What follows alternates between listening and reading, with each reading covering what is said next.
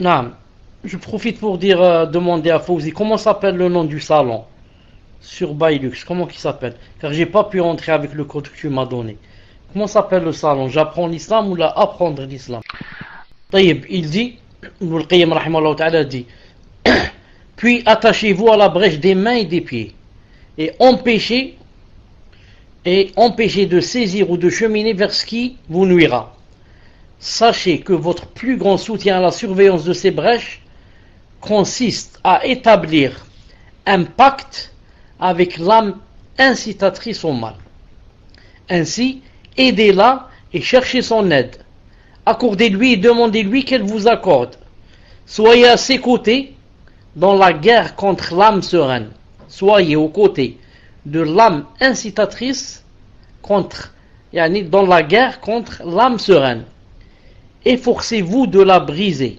Efforcez-vous de la briser et de la réduire et de réduire à néant ses forces. Et vous ne pourrez y parvenir qu'en la coupant de sa subsistance. Lorsqu'elle est coupée de sa subsistance, c'est celle de l'âme incitatrice au mal qui se renforce. Et ses partisans vous obéiront. Faites donc chuter le cœur de sa citadelle. Isolez-le de son royaume et mettez à sa place l'âme incitatrice au mal. Car elle commande ce que vous désirez et aimez. Et elle ne fera jamais ce que vous réprouvez sans s'opposer à vous, quel que soit ce que vous lui indiquiez. Au contraire, elle s'empressera de l'exécuter. Si vous sentez que le cœur veut rejoindre son royaume et que vous voulez vous prémunir contre cela, placez entre lui et l'âme un contrat de mariage. Embellissez la mariée et faites-la lui apparaître sous la plus belle apparence qui soit. Et dites-lui, goûte à cette liaison et à la jouissance de cette femme, comme tu as goûté à la guerre et à l'amertume de la blessure et des coups. Puis, pèse entre la délectation de cette conciliation et l'amertume de la guerre, alors posons les armes, car ce n'est pas une guerre d'un jour, mais une guerre continue jusqu'à la mort, et tu es incapable de combattre continuellement. Vous avez entendu ce qu'il dit Shaitan? Non. Il lui dit, Yani, fais la différence entre Yani, la mariée qu'on t'a présentée maintenant et la guerre qu'on se mène toi et moi. Toi, l'être humain, et moi, le Shaitan. Alors, le mieux serait qu'on pose des armes. Car cette guerre n'est pas une guerre d'un jour, mais une guerre qui va continuer jusqu'à la mort. Et tu es incapable de combattre continuellement. Ô mes enfants, qu'est-ce qu'il dit ici? Ô mes enfants, aidez-vous en cela de deux armées avec lesquelles vous ne serez jamais vaincus. La première armée, c'est l'armée de l'insouciance. Ainsi, vous devez détourner de toutes les manières le cœur des fils d'Adam d'Allah Azza wa Jal et de la demeure de l'au-delà. Rien n'est plus à même de vous faire parvenir à votre objectif, car si le cœur se détourne d'Allah Azza wa Jal, vous pourrez le dominer et le fourvoyer. Il a dit la deuxième, c'est l'armée des désirs. L'armée des désirs. Non. L'armée des désirs, embellissez-les en leur cœur et faites-les paraître bons. Attaquez-les à l'aide de ces deux armées, car vous ne trouvez rien de plus efficace contre le fils d'Adam. Aidez-vous des désirs pour parvenir à l'insouciance. Et aidez-vous de l'insouciance pour parvenir au désir.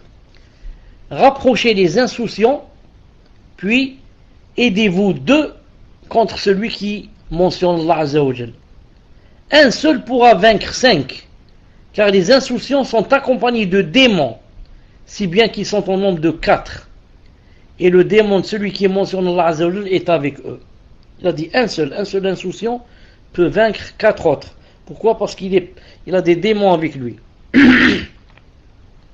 Si vous voyez un groupe réuni autour de ce qui vous nuit, comme la mention d'Allah, un groupe en train de faire la mention d'Allah, alors c'est quoi la solution? Il dit, comme la mention d'Allah ou bien l'étude de ses commandements, ses interdits, sa religion, et que vous ne pouvez les disperser. Aidez-vous contre eux de leurs semblables parmi les hommes oisifs.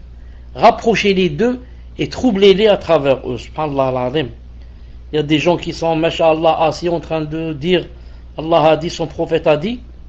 Tu ne peux pas les disperser. Aide-toi des hommes oisifs. Va chercher les insouciants et les oisifs et ramène-les. Qu'est-ce qu'ils vont faire? Ils vont les disperser. Ils vont venir avec leurs paroles qui ne sont pas bien, avec leur mauvais comportement, etc. Et ils vont disperser ces gens qui sont masha'Allah. Ensemble, agissez comme il convient. Introduisez-vous auprès de chaque fils d'Adam par le biais de sa volonté et de ses désirs. Aidez-le en cela. Soyez pour lui un soutien dans le fait d'y parvenir. Et si Allah leur a ordonné de patienter sur vous, de vous endurer et de vous surveiller sur les brèches, alors vous aussi patientez, endurez et surveillez les brèches et saisissez votre chance lors du désir et de la colère, car vous ne chasserez pas le fils d'Adam en des situations meilleures que ces deux-ci. La colère et quoi? Il a dit, et le désir. La colère et le désir. Sachez que parmi eux, certains sont dominés par le pouvoir des désirs, alors que le pouvoir de la colère est faible et dominé.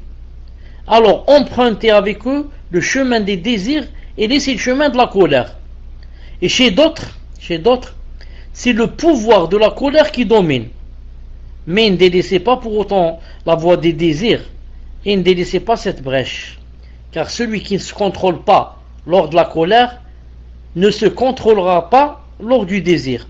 Alors joignez sa colère et son désir. Mélangez l'un à l'autre. Appelez-le au désir par la voie de la colère et à la colère par la voie des désirs. Sachez que vous ne trouverez pas chez le fils d'Adam d'armes meilleures que ces deux-ci. J'ai fait sortir ses parents du paradis par les désirs, et j'ai suscité l'inimitié et la guerre entre leurs enfants par la colère. Et c'est par elle que j'ai brisé leurs liens et fait couler leur sang. C'est par elle que le fils d'Adam a tué son frère. Sachez que la colère est une braise dans le cœur du fils d'Adam, et que les désirs sont un feu qui s'élève depuis son cœur. Et ce feu n'est éteint que par l'eau, la prière, la mention et la glorification de Allah Azza wa Jal. Prenez garde, lorsque le fils d'Adam se met en colère, de le laisser approcher des ablutions et de la prière, car cela éteindra le feu de la colère et des désirs, et c'est ce que leur a ordonné leur prophète, lorsqu'il a dit: la colère est une braise dans le cœur du fils d'Adam. Ne voyez-vous pas le rougissement de ses yeux et le gonflement de ses jugulaires? Que celui qui ressent cela accomplit ses ablutions. Et il leur dit: le feu n'est éteint que par l'eau. Donc ce hadith, le premier, il a dit, c'est un hadith faible. 2191, Daif Tirmidhi. Et la même chose pour le deuxième. Si c'est la Daif à 582. Al-Muhim, Allah Azza wa Jal leur a commandé de chercher aide contre vous dans la patience et la prière. Alors interposez-vous entre eux et ceux-là. Faites-le leur oublier. La patience et la prière. Aidez-vous contre eux des désirs et de la colère. La meilleure des armes dont vous disposiez contre eux est l'insouciance et le suivi des passions. Alors que la meilleure des armes dont ils disposent contre vous et la plus efficace de leur citadelle, c'est la mention d'Allah Azza wa Jal aux passions. Ainsi, si vous voyez un homme s'opposer à ses passions, fuyez-le et ne vous en approchez pas. Si vous voyez un homme ou une femme bien sûr, s'opposer à ses passions, alors fuyez-le. Celui-là vous ne pouvez jamais l'avoir. Il vaut mieux aller guetter une autre proie. Celui-là vous pouvez pas l'avoir.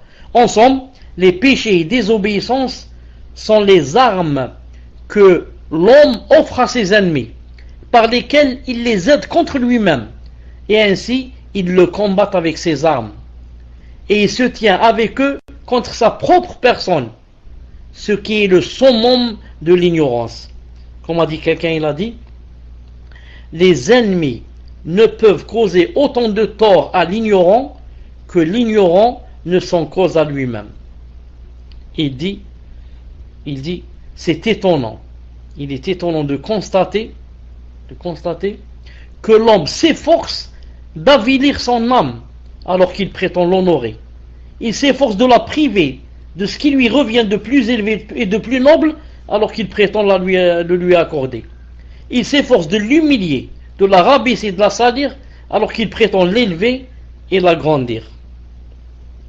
Un pieux prédécesseur a dit dans un de ses sermons, n'est-ce pas que l'on peut avilir son âme alors qu'on prétend l'honorer, l'humilier alors qu'on prétend la respecter, la rabaisser alors qu'on prétend l'agrandir, la négliger alors qu'on prétend respecter son droit? Suffit à l'homme pour ignorance que de se tenir avec son ennemi contre son âme et de lui causer plus de tort que ne lui en causerait son ennemi. Qu'Allah nous vienne en aide. Qu'Allah nous vienne en aide. Non. Ça suffit pour aujourd'hui, Inch'Allah Ta'ala. Le prochain cours, Inch'Allah Ta'ala, les péchés amènent l'oubli et le mépris de l'âme. Les péchés amènent l'oubli et le mépris de l'âme. Je vous donne, Inch'Allah Ta'ala, 10 minutes pour regrouper les questions. سبحانك اللهم وبحمدك أشهد أن لا إله إلا أنت أستغفرك وأتوب إليك السلام عليكم ورحمة الله. Assalamu alaikum wa rahmatullah. C'est quoi la première question?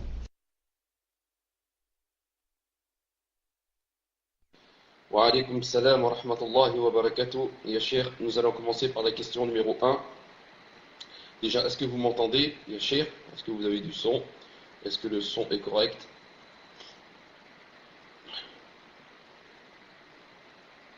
Cheikh, est-ce que vous m'entendez? Alhamdulillah. Donc, première question d'une sœur qui demande, Ahsanallahu ilaykum ya Cheikh, comment se préserver des pièges du diable? Donc, la sœur demande comment se préserver des pièges du diable. qu'Allah nous en préserve. Tfaddal ya Cheikh. Wa alaykum salam. Fais saute. Alhamdulillah. Les pièges du diable, pour les éviter, deux choses importantes. La première, craindre Allah subhanahu wa ta'ala. Celui qui craint pas Allah subhanahu wa ta'ala, c'est normal qu'il tombe dans les choses qui font courroucer Allah subhanahu wa ta'ala. Et celui qui craint Allah subhanahu wa ta'ala, il va faire son possible pour ne pas tomber dans ce qui courrouce Allah subhanahu wa ta'ala.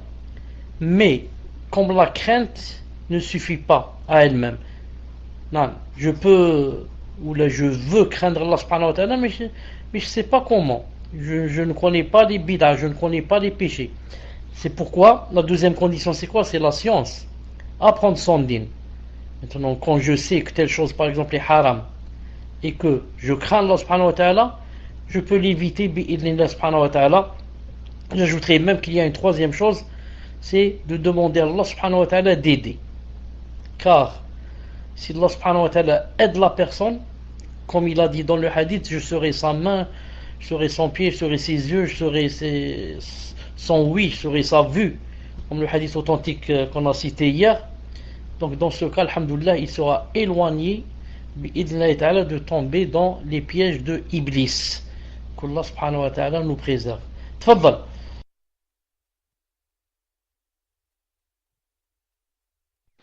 Amin, amin, amin. Jazakallahu khayran, Cheikh. Prochaine question d'un frère qui demande, nous remercions Allah Azza wa Jal de votre présence dans la da'wa salafiyya française. Donc le frère vous remercie de votre présence dans la da'wa salafiyya française. Donc sa question c'est, que répondre à une personne qui nous demande où est Shaitan et comment comprendre le hadith qui dit que lorsque deux personnes, hommes et femmes, s'isolent, le troisième est Shaitan, a'udhu billah, c'est-à-dire il est avec eux de par quoi? Barakallahu fik ya Cheikh. Donc il y a deux questions. La première c'est que répondre à une personne qui nous demande où est Shaitan? Et la deuxième, comment comprendre le hadith qui dit que lorsque deux personnes, hommes et femmes, s'isolent, le troisième est Shaitan, c'est-à-dire il est avec eux de par quoi? Tafaddal ya Sheikh wa jazakallahu khayran.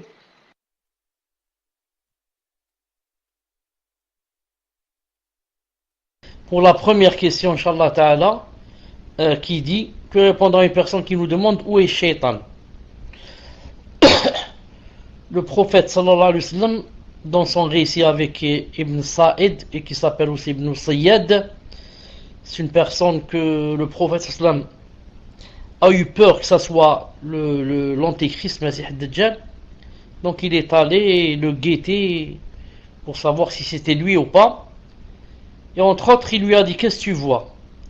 Il lui a dit: je vois un trône sur la mer, ou là au-dessus de la mer. Il lui a dit: tu vois le trône du shaitan. Le shaitan donc a un trône sur lequel il est assis, qu'il place au-dessus de la mer. Le trône d'Allah Azza wa Jal est au-dessus des cieux, et le trône du shaitan est au-dessus de la mer. Il est assis là-bas, et c'est de là-bas qu'il commande et il dirige, et il envoie ses troupes. Donc ses troupes sont où? Cela dépend.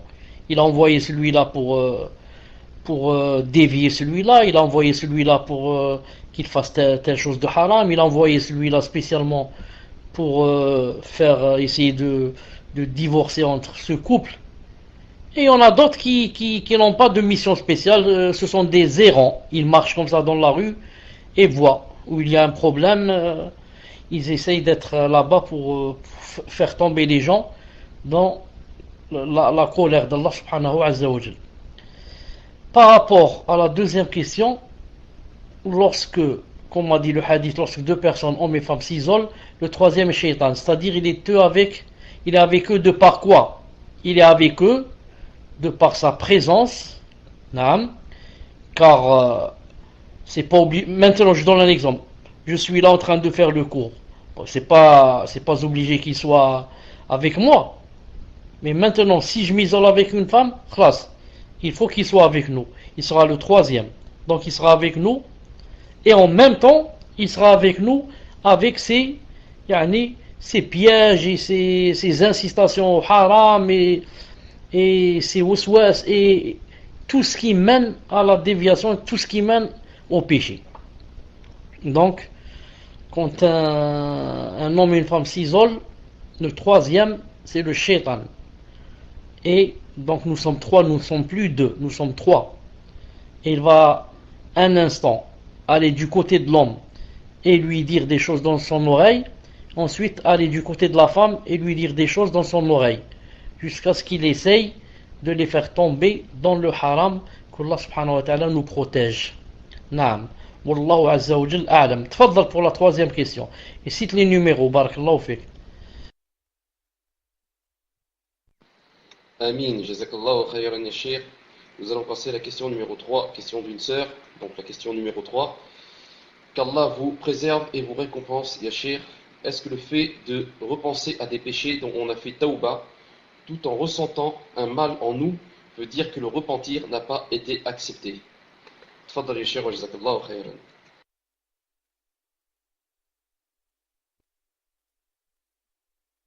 Non, ce n'est pas cela. Ce n'est pas cela.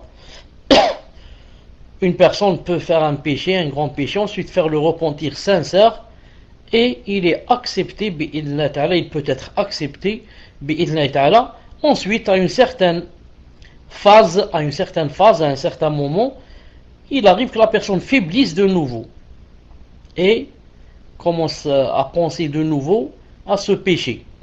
Maintenant, des fois elle pense à cela avec plaisir, et des fois elle pense en ressentant un mal. Si elle pense en ressentant un mal, c'est déjà, masha'Allah, le fait déjà de réprouver ce péché et de ne pas l'accepter et d'être chagriné en pensant à lui, c'est déjà un point très positif, masha'Allah. Mais le problème c'est où? Le problème c'est lorsqu'on pense de nouveau à ce péché, mais avec plaisir et même avec regret que je n'ai pas profité, que je n'ai pas fait telle et telle chose, Et là, ça devient plus ou moins grave. Ça devient plus ou moins grave. Et ça ne veut pas dire, il faut bien comprendre une chose, même si maintenant je pense à ce péché, et que même dans le cœur, il n'y a pas de regret, il y a même un penchant vers ce péché, que Allah subhanahu wa ta'ala nous préserve, et ça peut nous arriver à tous, même ceci, ça ne veut pas dire que mon premier repentir n'était pas parfait, ou bien pas accepté. Mais maintenant, ça veut dire seulement que, yani, Shaitan veut me refaire tomber dans ce péché de nouveau, et veut que yani, je casse ma tauba et que yani, j'emprunte ce mauvais chemin, wal'iyadu billah. Naam. Voilà, incha'Allah ta'ala, la réponse. Wallah azza wa jal a'lam. Tfaddal. Jazakallahu khayran wa barakallahu fik, ya Cheikh. Prochaine question qui est la question numéro 4, c'est-à-dire c'est l'avant-dernière question, puisque apparemment il n'y a que 5 questions. Donc question numéro 4, question d'une sœur qui dit: Cheikh barakallahu fikoum, ainsi qu'aux admins pour le cours de ce soir, malgré les conditions difficiles. Voici ma question. J'aimerais apprendre à combattre l'insouciance et les désirs éphémères de mon cœur et de mon âme, mais je n'y arrive pas. Parfois, j'éprouve beaucoup de mal à accepter l'idée de la mort et de l'au-delà. Pouvez-vous, min fadlikum, me conseiller? Barakallahu fikoum. Tafaddal ya Cheikh wa jazakallahu khayran.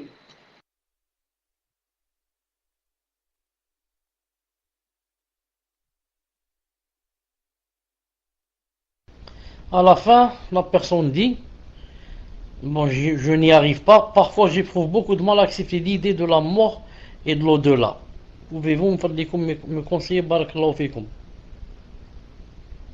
D'ailleurs, par rapport à la première question, j'aimerais apprendre à combattre l'insouciance et les désirs éphémères de mon cœur et de mon âme, mais je n'y arrive pas.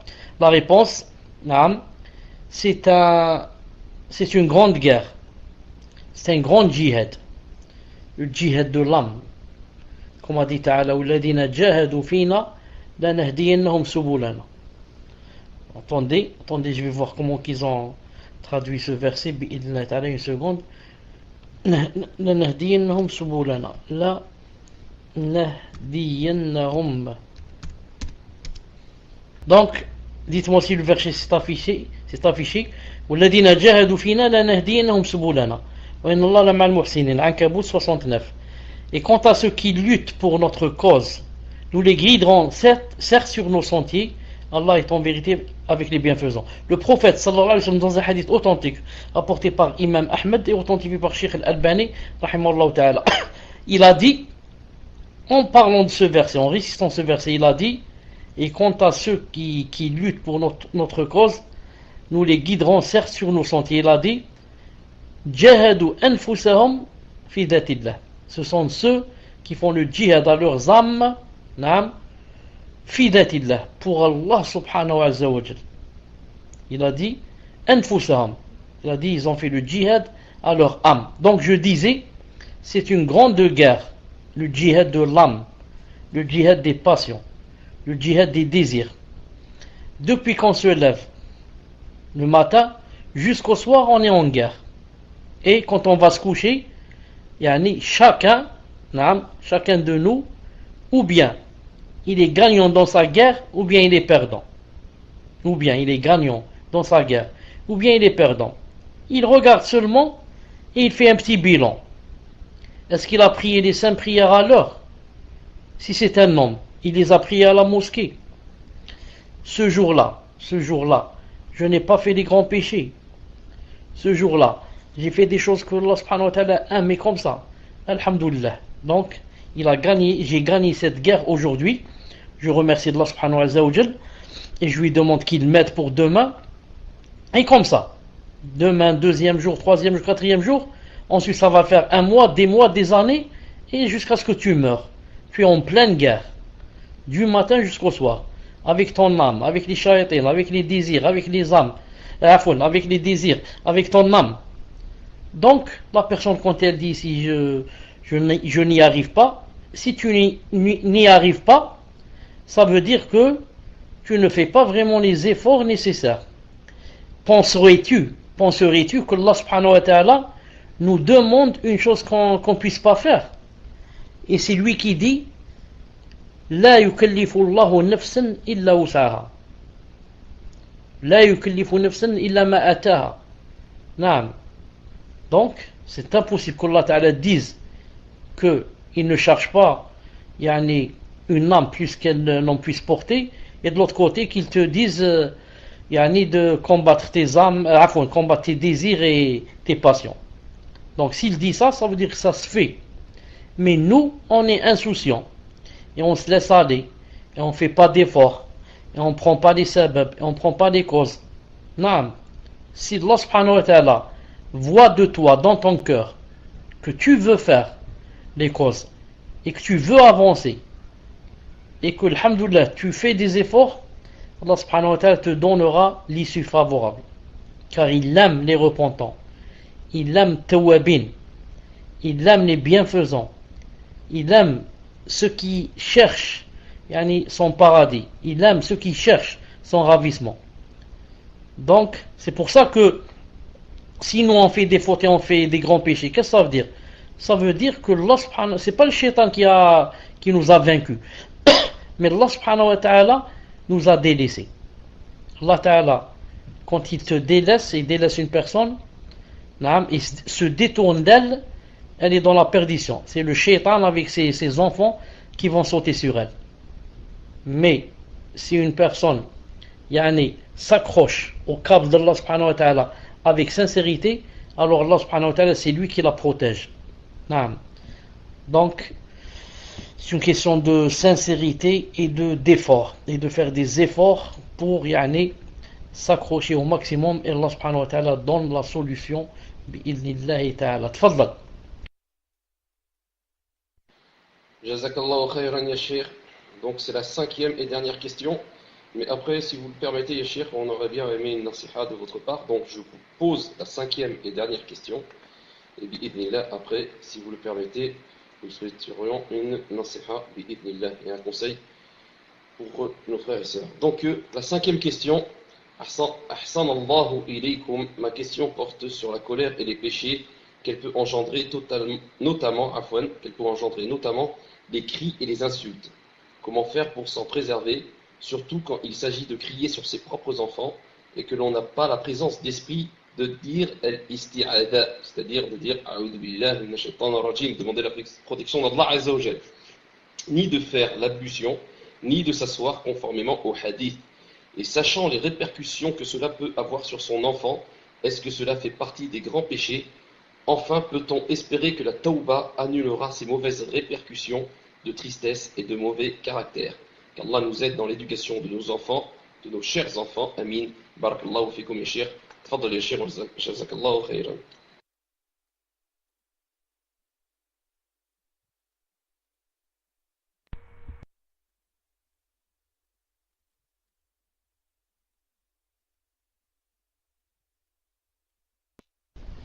En fait, je pense que, comme tu dis, tu n'avais pas vu, non, car j'avais remarqué que il manquait quelque chose non, à la réponse. Cette chose qui manque, c'est la fin de la question. Je trouve beaucoup de mal à accepter l'idée de la mort et de l'au-delà. Pouvez-vous, min fadlikum, me conseiller? Non. Ouf, cette chose peut arriver à tout le monde. Cette chose, non, de ne pas accepter l'idée de la mort et de l'au-delà, ça peut nous arriver même en étant vraiment des croyants. Car c'est des insufflations de shaitan. C'est des insufflations de shaitan. Une seconde.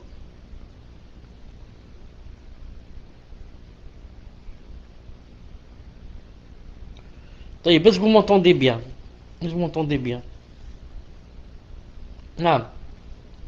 C'est pour cela, je dis à cette personne, il ne faut pas s'occuper de ces choses.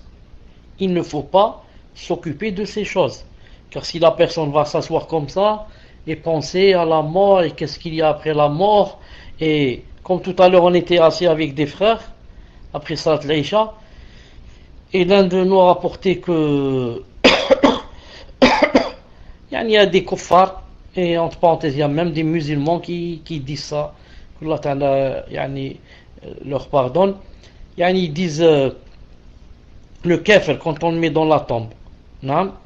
On a essayé et on a introduit comment ça s'appelle, une mini cassette avec lui pour écouter. Quand vous dites qu'il y a les 3 questions de la tombe, et après on a entendu la cassette, il n'y a rien.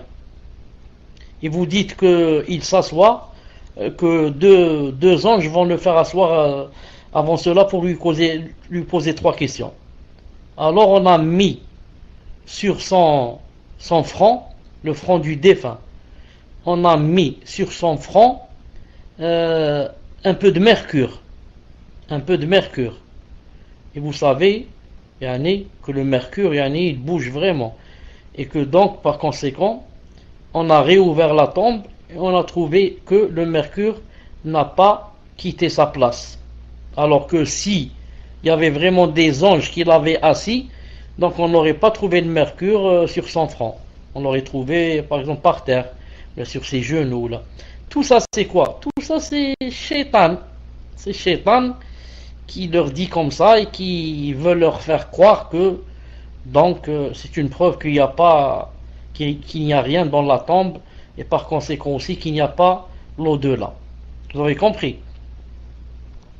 Alors à cela on dit ce que dit Cheikh Ibn Uthaymin rahimahullah ta'ala et d'autres, on leur dit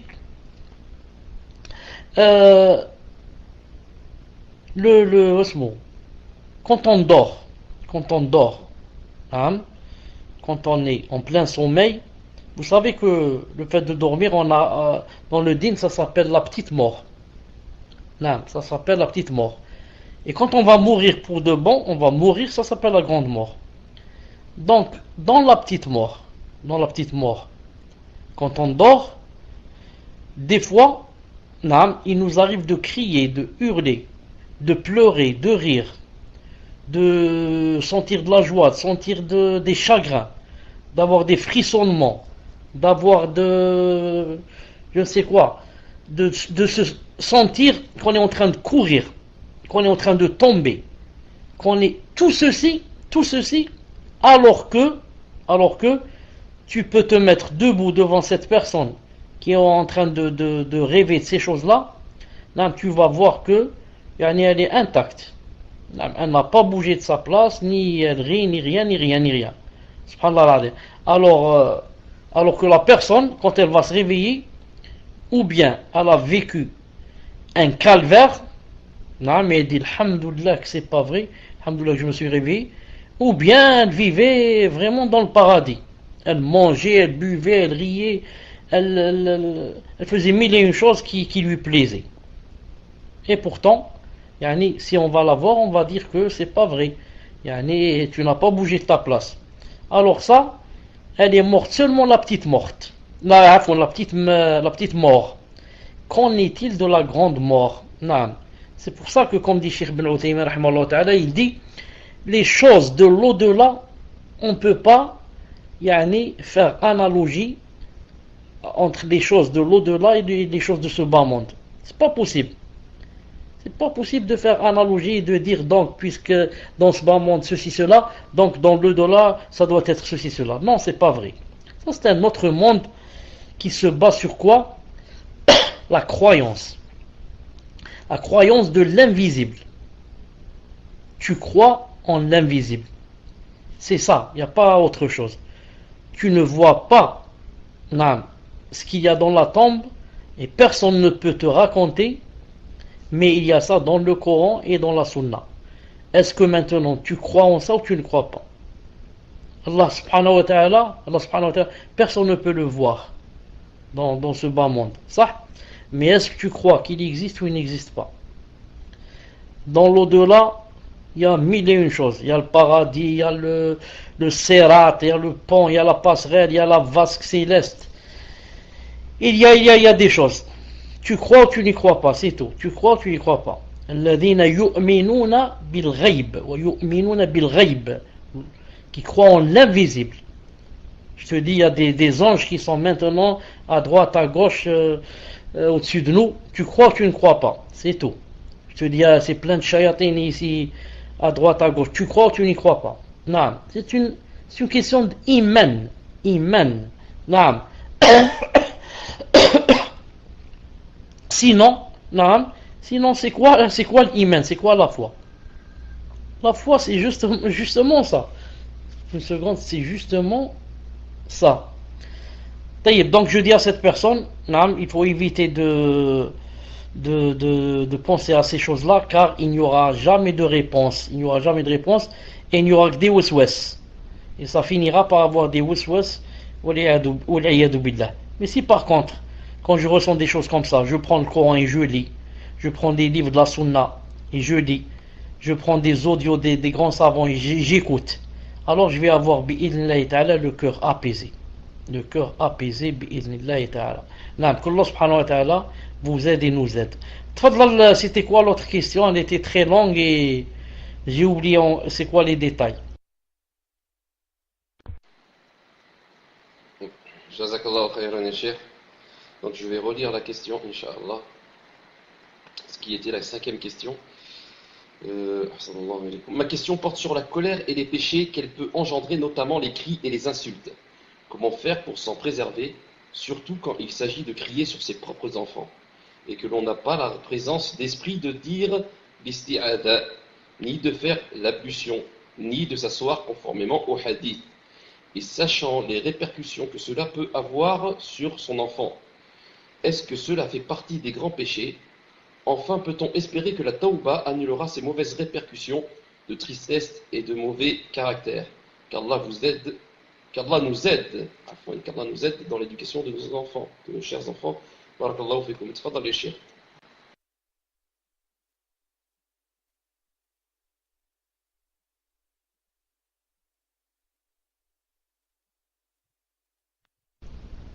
Naam, c'est vrai, éduquer les enfants, ce n'est pas une chose facile. Ce n'est pas une chose facile, ça demande beaucoup de patience et d'endurance, de sagesse et beaucoup d'autres choses. Al-Muhim, quand on fait des choses qui ne sont pas bien, comme crier sur les enfants, ou là autre chose, naam, il dit ici est-ce que c'est un péché ou c'est pas un péché? Cela dépend, par exemple, ce qu'on a dit. Si on a crié, ça arrive de crier.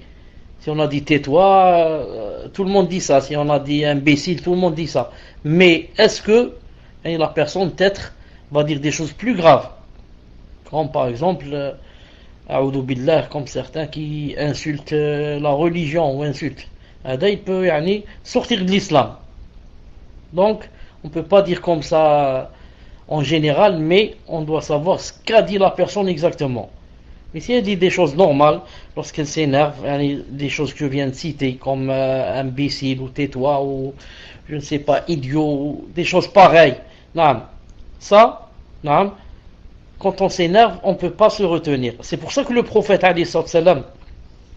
lorsqu'il est allé une fois au cimetière, il a trouvé une femme debout, en train de pleurer. Il lui a dit, crains Allah subhanahu wa ta'ala, ittaqillah, wasbiri, patiente. Elle lui a dit, ilayka anni, éloigne-toi de moi, tu n'as pas eu mon malheur.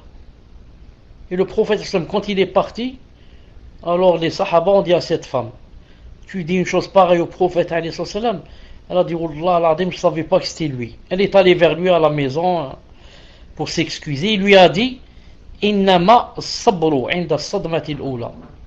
Il lui a dit, justement, la patience, c'est dans le premier choc. Donc ça a besoin de quoi? Ça a besoin de patience, pour ne pas dire des choses qui pourraient nous entraîner dans des choses qui ne sont pas bien. Ça a besoin de patience pour élever les enfants. Mais à chaque fois qu'une personne se trompe, si elle sent qu'elle a fait un péché, elle doit revenir vers Allah subhanahu wa ta'ala et demander pardon. Et Allah subhanahu wa ta'ala, c'est le tout pardonneur. Toute personne, c'est une règle, toute personne qui fait une faute, même si la faute c'est la plus grave, comme le shirk, tant que cette personne n'est pas encore morte, qu'elle remercie Allah subhanahu wa ta'ala. Pourquoi? Car elle a cette faveur de pouvoir faire la tawba. Et si cette personne est sincère dans sa tawba et a rempli les conditions, les 4 ou 5 conditions de la tawba, Allah Ta'ala a promis d'accepter. Donc, alhamdoulilah, c'est ça, yani, l'issue, d'essayer toujours de se maîtriser. Et si maintenant je suis tombé dans une faute et j'ai dit quelque chose peut-être plus ou moins grave, alhamdoulilah, c'est pas la fin du monde.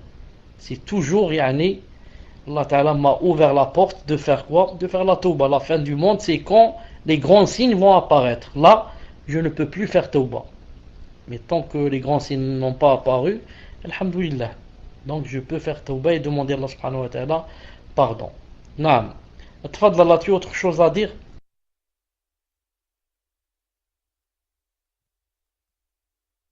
Barakallahu fik wa jazakallahu khairan ya Cheikh.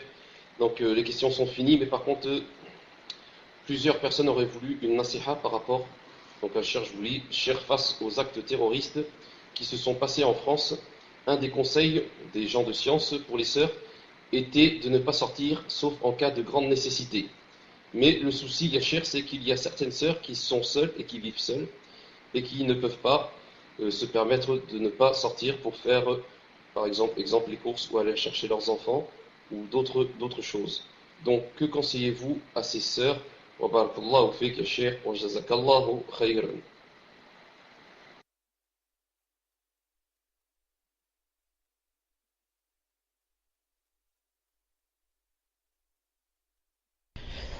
Justement, avant que tu me dises cela, moi je voulais dire que vous êtes en train de passer des moments très difficiles et que maintenant vous êtes dans ce qu'on appelle l'état d'urgence.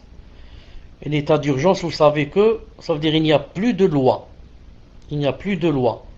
Autrefois, si les gendarmes veulent venir à la maison, ils doivent amener ce qu'on appelle un mandat. Un mandat pour pouvoir entrer chez quelqu'un, mandat de perquisition pour fouiller, ou alors mandat d'amener pour prendre la personne au commissariat. Mais maintenant, quand on est en état d'urgence, ça veut dire que ces lois ne sont plus valables, si je puis dire. Donc, un policier, n'importe qui, peut venir à la maison à n'importe quel moment et frapper, et rentrer, et fouiller, et prendre la personne et la mettre en garde à vue et l'emmener chez le juge ou peut-être la frapper ou je ne sais quoi. Donc c'est pour cela que la personne doit faire beaucoup de doigts et revenir beaucoup à Allah subhanahu wa ta'ala pour lui demander de lui porter secours et de l'aider et d'éloigner de lui les problèmes et d'éloigner de lui tout mal bi'idhnillah subhanahu wa ta'ala. Ensuite, le fait de ne pas sortir sauf dans la darura ne s'applique pas seulement aux femmes, ça s'applique même aux sœurs, même aux frères, même aux barbus, ça s'applique à eux. Ensuite, il y a une chose pour les hommes, c'est que vous savez que le qamis, vous savez qu'il n'est pas obligatoire, c'est juste une sunna. Si je sais maintenant que à cause du qamis il va m'arriver des problèmes, je peux ne pas le mettre puisque c'est seulement une sunna et attendre que le mauvais temps passe pour que je le remette. Ça, si je sais que en le mettant je vais avoir des problèmes, alors je pourrais mettre par exemple un pantalon assez large au-dessus des chevilles et me couvrir aussi avec une chemise qui descend, qui me cache disons mon derrière, ou bien une veste.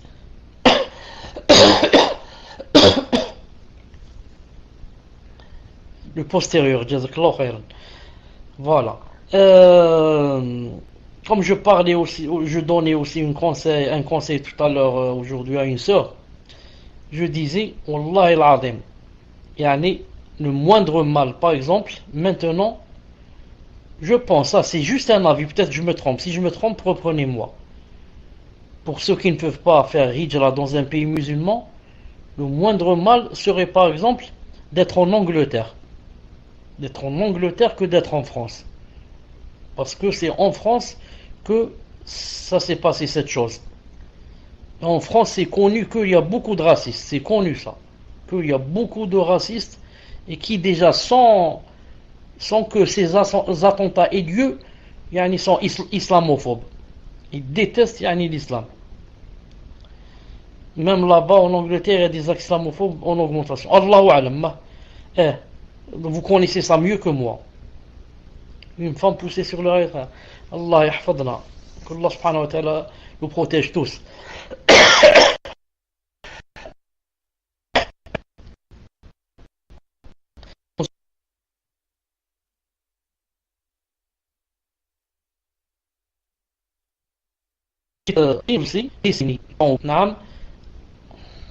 Vous m'entendez pas?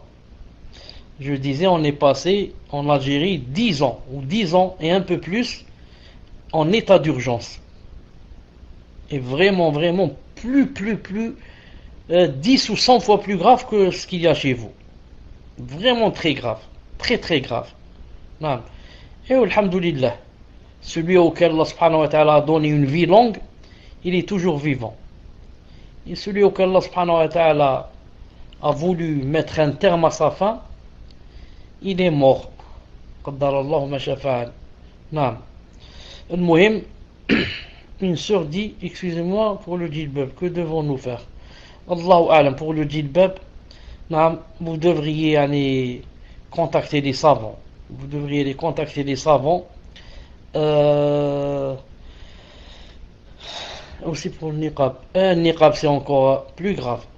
C'est pour cela que vous devriez contacter des savants. Je pense que les savants savent que c'est très difficile et qu'en islam il y a toujours une solution bi'idhnillahi ta'ala.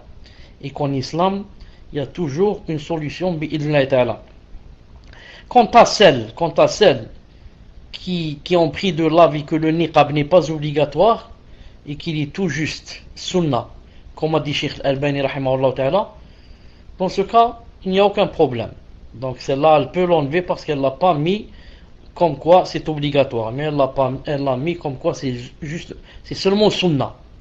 Et maintenant si sunnah ça se contredit avec quelque chose de grave, et que je peux être frappé, je peux être battu, je peux être tué, je peux être je ne sais quoi, donc il n'y a aucun problème bi'idhnillahi ta'ala. Mais vous là-bas vous devriez contacter un grand savant pour qu'il vous dise comment faire pour le djilbab, surtout pour le djilbab. Sachant que celle qui ne sort pas n'a pas de problème, mais beaucoup sont obligés de sortir. Il y en a celles qui vont travailler, il y en a celles qui vont à l'école, il y en a celles... Donc il y en a celles qui vivent seules, qui doivent faire des achats. Donc dans les secteurs il y a beaucoup de musulmans, des agressions contre les sœurs et même les jeunes frères. قدر الله ما شاء فعل.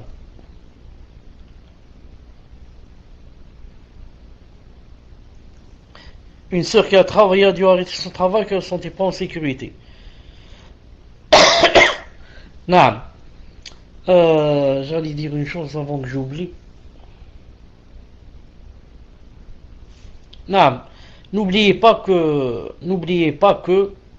autrefois, comme a dit le prophète sallallahu alayhi wa sallam, on ramenait la personne et on l'a tranchée en deux avec la scie. On l'a tranchée en commençant par la tête, jusqu'au milieu du corps, et ensuite on a deux corps, si je puis dire. Une main et une jambe à droite, ensuite la main gauche, le bras gauche et la jambe gauche, en deux on le coupe. Il a dit, et ça ne les a pas, il a dit alayhi salam, ça ne les a pas détournés de leur religion. Et maintenant, si vous arrive quelques problèmes, il faut savoir que c'est une épreuve et que Allah subhanahu wa ta'ala veut voir, alors qu'il sait si vous êtes sincère ou pas dans l'épreuve. Cheikh, je me dis une chose, c'est que la passion sur la personne qui fait hijra sera moins difficile de vivre ce qui se passe en France. Alors à choisir, autant faire la hijra. Celui qui a les moyens de faire la hijra et ne la fait pas, celui-là on ne parle pas de lui. celui-là, s'il lui arrive quoi que ce soit, il n'est pas excusé. On parle de celui qui ne peut pas faire la hijra. Celui qui peut la faire, il n'a pas le droit, et il ne la fait pas, il n'a pas le droit de parler. Celui-là, il n'a pas le droit, quoi qu'il arrive, qu'il dise c'est de ma faute. C'est une punition parce que je vis là alors que je pouvais partir. Mais on parle de celui qui ne peut pas partir. Il y en a beaucoup qui sont bloqués. Non, il y en a beaucoup qui sont bloqués, et ou bien n'ont pas les moyens, ou bien n'ont pas le visa, ou bien je ne sais pas qu'est-ce qu'ils n'ont pas.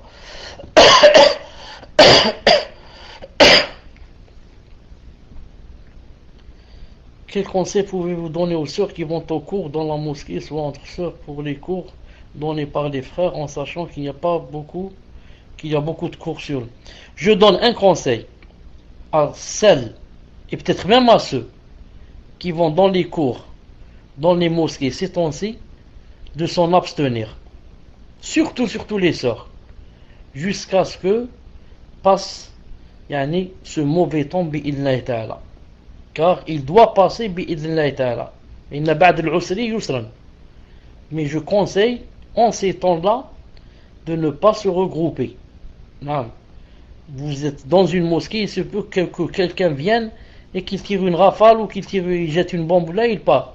C'est juste pour assouvir la haine qu'il a dans le cœur de ce qui s'est passé. Il croit que c'est vous qui avez fait ça. Si c'est pas vous, ce sont vos frères. Et comme ça. Non.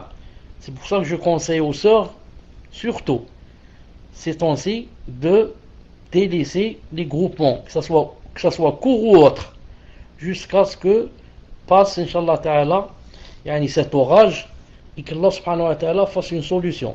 Surtout que, comme l'a mentionné ici la personne, alhamdulillah, moi je veux des cours. Les cours j'en ai plein sur internet. Je prends les audios de Cheikh Fawzan et Hafidallah Ta'ala et je les écoute.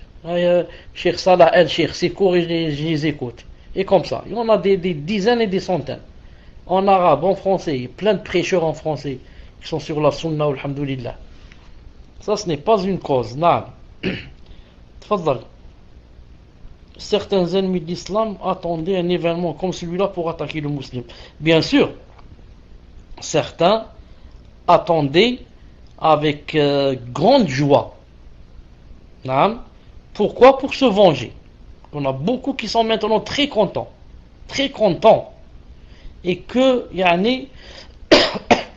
lui-même, il remercie Allah subhanahu wa ta'ala. Il dit, alhamdulillah, c'est arrivé des choses pareilles pour me venger. C'est une occasion en or pour toute personne qui a de la haine, de se venger. C'est pour ça que il faudrait prendre ces précautions au maximum. Précautions au maximum. Et si la sœur, par exemple, habite seule et qu'elle ne travaille pas, mais d'habitude elle reste seule ou là, si elle sort, par exemple, pour acheter, qu'elle achète le ravitaillement, par exemple, pour un mois. Pour ne pas être obligée de sortir à chaque fois. Ou bien qu'elle donne au fils de sa voisine, par exemple, de lui dire, ou là au mari de sa voisine, de lui dire de m'acheter. Elle contacte son frère, son oncle, lui dit achète-moi, barakallahu fik. Et comme ça, elle essaye d'éviter au maximum de sortir. Aussi, Cheikh, est-ce que les frères doivent venir en aide aux sœurs qui sont seules avec des enfants? Et aussi pour leur éviter de sortir un maximum, surtout pour les sœurs dans le secteur isolé, car le professeur, nous étions comme un édifice. Naam, ce serait masha'Allah. Ce serait masha'Allah pour celui qui peut aider, pour les personnes qui sont dans, si je puis dire, comment ça s'appelle, ça s'appelle dans les urgences. Elles sont en urgence, bloquées, ne pas pouvoir sortir, et en même temps avoir besoin de ravitaillement et d'acheter des choses, etc. La détresse, voilà. Allez, l'aider à aller lui acheter, lui faire des achats, etc. Barakallahu fait pour celui qui fait comme ça. Naam. Allah subhanahu wa ta'ala lui mentionnera ce bien demain quand il va le rencontrer bi'idhnillah subhanahu wa ta'ala. Naam. Man kana fi auni akhihi kana Allah subhanahu wa ta'ala fi auni. En plus, il y a le drive en France, c'est plus simple. Le drive, je ne sais pas ce que c'est, hein, barakallahu fikum. Pour les courses.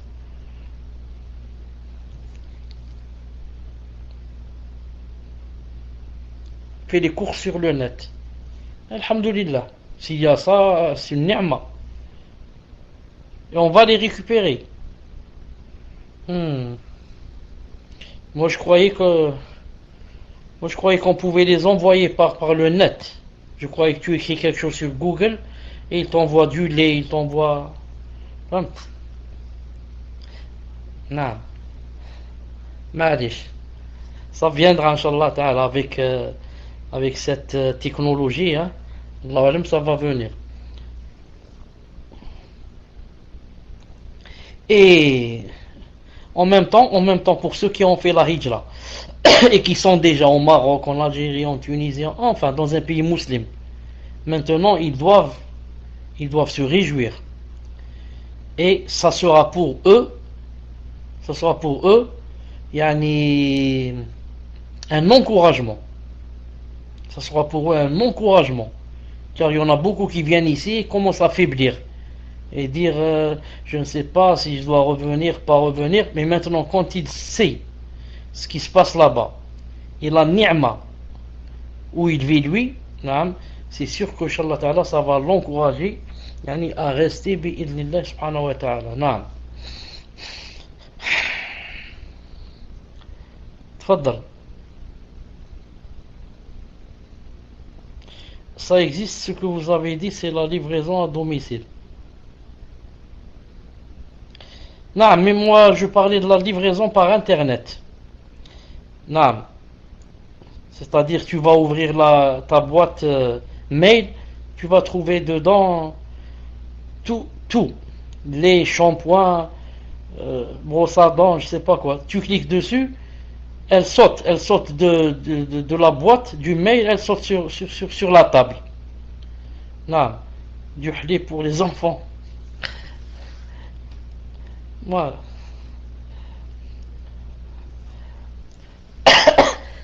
Est-ce que vous avez autre chose, Inch'Allah? Ensuite, il n'y a pas comme les doigts. Barakallahu fikum, il n'y a pas comme les doigts. Que la personne fasse des doigts. Il demande à Allah subhanahu wa ta'ala de la préserver. Allah subhanahu wa ta'ala yani, lui demande de lui exaucer ses doigts et d'éloigner de lui les intrus et ceux qui cherchent à faire le mal. Et tout ennemi, qu'ils soient des êtres humains ou des démons. Comment expliquer à nos voisins que nous désavouons des attentats? Devons-nous le faire à tous nos voisins? Comment expliquer? Ceux que je connais, les personnes que je connais, je leur dis que carrément, je suis contre ce qui s'est passé. Et ce qui s'est passé n'a rien à voir avec l'islam. Et tous les savants, alhamdoulilah, se sont désavoués. Tous les savants et les grands savants, les sunnis, les vrais, se sont désavoués de ce qui s'est passé. Vous pouvez lire ça sur internet et vous pouvez trouver ça sur les réseaux sociaux. Comment expliquer aux enfants les attentats de Paris? Je l'ai fait quand j'étais en janvier pour Charlie Hebdo, à mes voisins. Alhamdoulilah, ça c'est une bonne idée. Comme ça, il était très content et attendait juste ceci. Alhamdoulilah. Donc voilà quelqu'un qui dit que il a fait ça avec son voisin. Et alhamdoulilah. Et moi quand je dis ça à mon voisin, je lui dis aussi que moi c'est pas obligé que je dise ça. Et je le fais pas par hypocrisie. Mais juste je le fais par devoir. Devoir pour montrer que l'islam, ce n'est pas ça. Pour que vous n'ayez pas une mauvaise idée de l'islam et vous croyez que c'est l'islam qui a dit ça. L'islam, si vous voulez, je vous montre dans le Coran qu'il est contre ça et qu'il dit qu'il ne faut pas faire ça. Et c'est bien de leur donner des prospectus. C'est bien de leur donner des choses à lire, mais à condition que ça ne soit pas des choses longues. Ce n'est pas des livres de 400 pages ou là, non. Des prospectus de 2-3 pages. Des choses qui se plient comme ça et qu'on peut lire comme ça facilement. Les gens n'aiment pas lire beaucoup des choses dont ils ne sont pas convaincus. Mais juste comme ça, une page ou deux, ça fera, Inch'Allah Ta'ala, son effet, bi'idnillahi ta'ala. Même les médias le savent, mais ils se voilent la face, car cela aide à salir l'islam. Bien sûr, beaucoup de gens savent que c'est pas l'islam qui a fait ça. Ils savent que l'islam est, c'est-à-dire se désavoue de cela, mais ils ne veulent pas le dire, ils le cachent. Sinon, ça va être du côté de l'islam et des musulmans. Mais puisqu'il est contre, donc il cache ça, il ne dit pas. Il laisse pour que les gens croient que c'est l'islam qui a fait ça. On a laissé aussi aux voisins de la mosquée et il nous a dit, je comprends mieux, ce sont les salafis. Ce que sont les salafis. Mais pourquoi les médias cachent ceci et appellent les khawarij salafis? Non, les médias veulent faire l'amalgame. Ils veulent faire l'amalgame et voudraient que ça se complique pour les musulmans et qu'ils aient des problèmes. Non. Mais jamais aucun peuple ne pourra éteindre la lumière de l'islam. Aucun peuple. Ils feront ce qu'ils feront.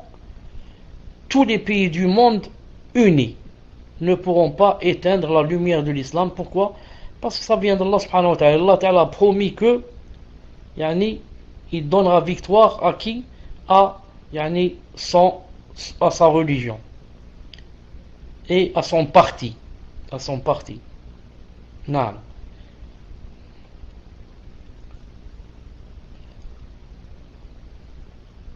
Pouvez-vous conseiller les sœurs sur le fait de parler aux médias? Car aujourd'hui, une sœur a témoigné par rapport à ce qui s'est passé ce matin.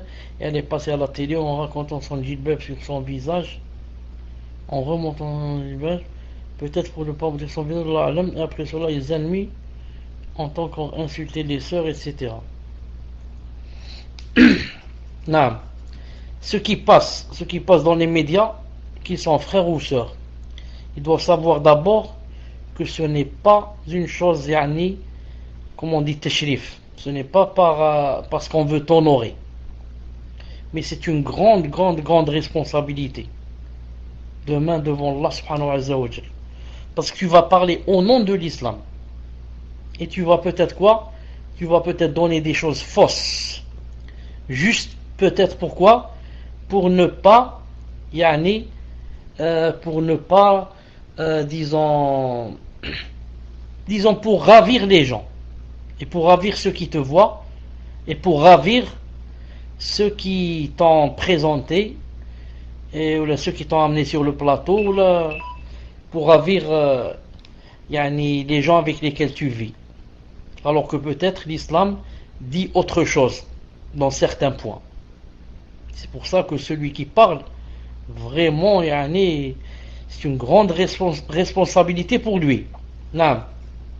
Et ensuite, la sœur en général, la femme en général, ce n'est pas son travail. Non. D'accepter de parler aux médias. Elle doit être plutôt, c'est pas le mot caché, elle doit être, je sais pas, il y a un mot si je puis dire, effacée. Non, elle doit être discrète. Jazakallah khair, voilà, discrète, c'est ce que je cherchais. Elle doit être discrète au maximum. C'est ça la vraie musulmane, la vraie croyante. Non, discrète au maximum. Déjà, quand elle parle, Allah Ta'ala a montré qu'elle devait parler d'une façon spéciale, pas d'une façon attirante. Même dans sa façon de parler, elle devrait être discrète. Al-Muhim, je ne conseille à aucune femme, à aucune sœur surtout, que on lui pose des questions et qu'elle réponde.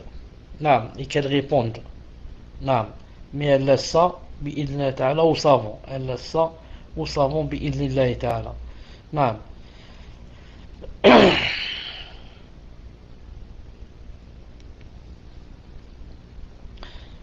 Encore 2 ou 3 minutes, Inch'Allah Ta'ala. Avez-vous une dernière chose? Avoir une bombe lacrymogène au sac en main pour se défendre. Peut-on avoir une bombe lacrymogène dans nos sacs à main pour se défendre. Non. Je ne conseille à personne d'avoir une chose pareille. D'abord, avant cela, je voudrais poser une question. Avoir une bombe lacrymogène dans mon sac. Est-ce que chez vous, en France, c'est permis d'avoir une bombe lacrymogène dans le sac? C'est permis, hein? C'est permis en France. Oui. Ah, je croyais que c'était pas permis. Ah, non, je croyais que c'était pas permis. Maintenant, on dit je crois pas. Donc vous n'êtes pas d'accord. Certains disent c'est permis, donc je crois pas que c'est autorisé. Car si c'était autorisé, non, on ferait vraiment de grands problèmes. On ferait de grands problèmes. Moi, si je vois quelqu'un qui me regarde d'un regard qui me plaît pas, donc je peux lui jeter cette bombe sur le visage et dire j'ai eu peur de lui, je croyais qu'il voulait m'attaquer ou quelque chose comme ça. Et chaque personne va utiliser cette bombe comme elle veut. Alors eux aussi, ils vont, à chaque fois qu'il y a deux sœurs qui passent, on leur jette une bombe, puisque c'est permis. Je ne pense pas que ça soit permis, Wallahu a'lam. Je ne pense pas. Et même si c'est permis, naam, je ne peux pas me prononcer et dire utilisez-la. Car ça peut avoir des répercussions qui seront graves. Naam.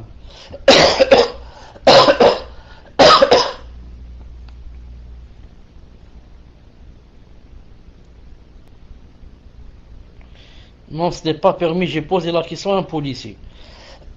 Voilà. Ce n'est pas permis. Ça se voit que ce n'est pas permis. C'est pas une chose facile. La bombe lacrymogène, si on la jette à quelqu'un sur son visage, il peut devenir aveugle. Ou il peut même mourir. Si on l'atteint en plein visage. On peut le brûler, lui brûler tout le visage. Non. Aujourd'hui c'est mercredi.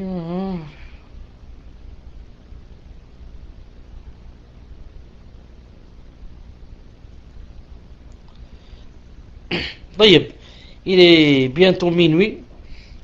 qu'Allah subhanahu wa ta'ala, Cheikh, j'ai une haine envers les takfiri, qu'Allah les anéantisse, mais j'ai peur que cela se transforme en haine personnelle par rapport à ce qui se passe.